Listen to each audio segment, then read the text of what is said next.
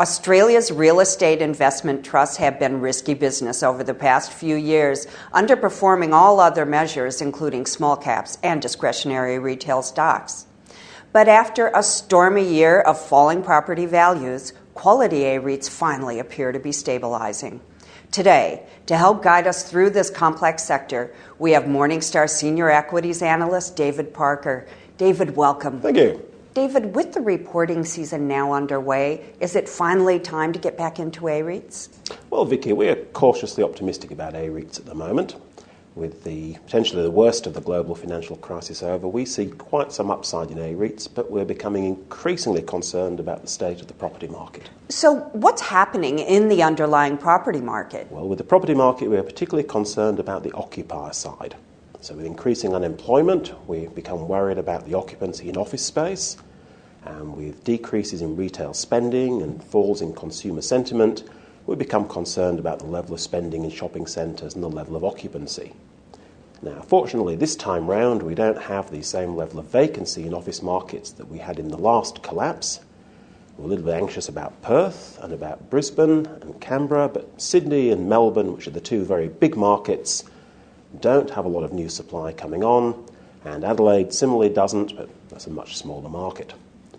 Similarly with the office markets, the 5-year leases that most of the A-REITs have of at least 5 years for their tenants means there's a strong chance that the property market will have picked up before those leases expire.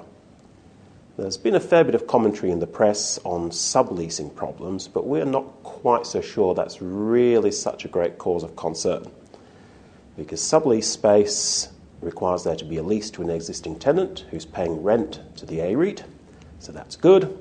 If the tenant can find somebody else to occupy just that amount of space for just the amount of time that the tenant's got to go, occupying the fit-out that the tenant's got, then that's a plus for the tenant. But from the A-REIT's point of view, the cash flow continues regardless. What's happening with fund manager A-REITs? Well, those REITs like Goodman Group, Westfield Group, rose very, very strongly in the last boom on the strength of their funds management model, the ability to raise money from other people, sell part of their properties to those people in a fund, and then manage the fund on behalf of the new investors. That gave them a very solid, recurrent, low-risk income stream that they're still getting, which is great, good, solid income. They're not currently getting the cream, the performance fees and the fees for the creation of new funds, but that steady, low-risk revenue is continuing, which underwrites the cash flow for the REITs. Equally, the risks in the property market potentially apply to the unlisted funds. Some of them have got a fair bit of debt, and if they need to sell buildings in the property market, then they're going to be subject to the same problems that the listed property trusts have been subject to over the last few months.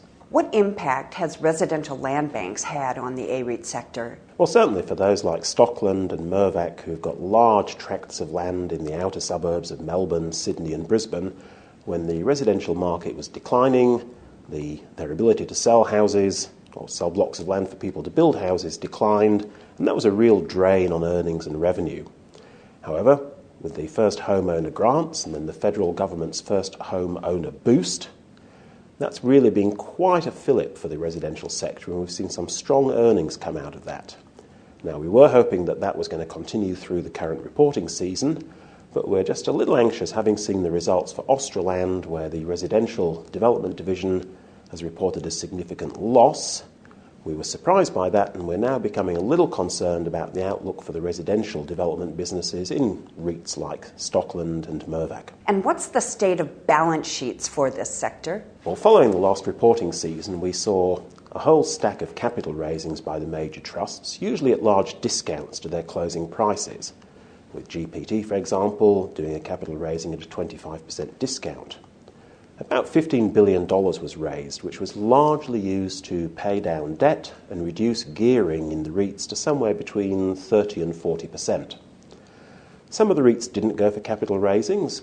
Goodman Group, for example, went for a quasi-equity offering to a non-bank lender, and CFX, or Colonial First State Retail Property Trust, went for a medium-term note capital raising in the bond markets.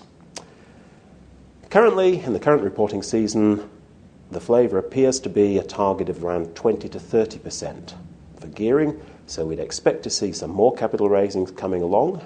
We've already seen Australand launch a $475 million capital raising at a stiff 20% discount to its closing price, which shows that it's still quite expensive to raise equity in the markets, and we'd potentially expect to see some other REITs follow the same track. The press has been touting Westfield, and certainly Goodman Group look likely to do a capital raising probably sooner rather than later. We've heard a lot about mergers and acquisitions in this sector. Is this sort of activity ever going to happen? It's certainly been more talk than action. We saw in the early stages Stockland take a position in Forrester Kurtz and GPT. Having taken the position, they haven't done a great deal more about it, and we haven't seen any other groups actively move on other AREITs.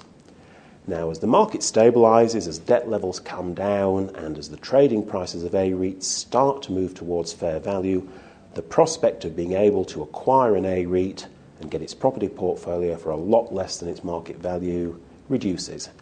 So if we haven't seen much M&A action so far, we're starting to think we might not see too much at all. Which AREITs are starting to reach fair value? Well, following the price rises of the last few months, some of the major ones such as Westfield, GPT, Stockland, Dexus and Mirvac are starting to come up close to fair value. Now, we're still seeing a lot of volatility in the markets with quite noticeable price changes on a day-by-day basis. But for the major AREITs, prices are still volatile. And if we see them trending down over the next few months, it could be a good opportunity for investors to take a position. Thank you for your time today, David. Thank you.